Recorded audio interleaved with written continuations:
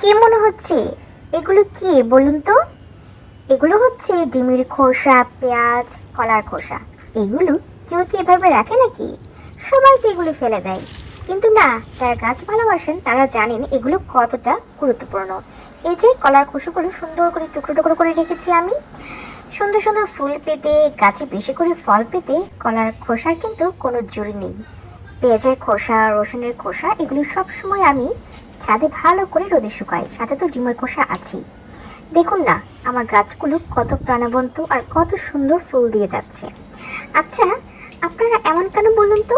আপনারা আমার ভিডিও দেখেন কিন্তু একটা লাইক বা একটা কমেন্ট করেন না। আপনারা যদি আমাকে কমেন্ট করেন, আপনাদের সাথে আমার ইন্টারাকশন হবে, যোগাযোগ বাড়বে, ভালো লাগা বাড়বে।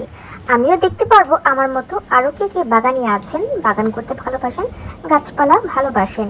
এমন করেই তো একজনের সাথে আরেকজনের যোগাযোগ বাড়ে, তাই না? এক্ষুনি কমেন্ট করুন।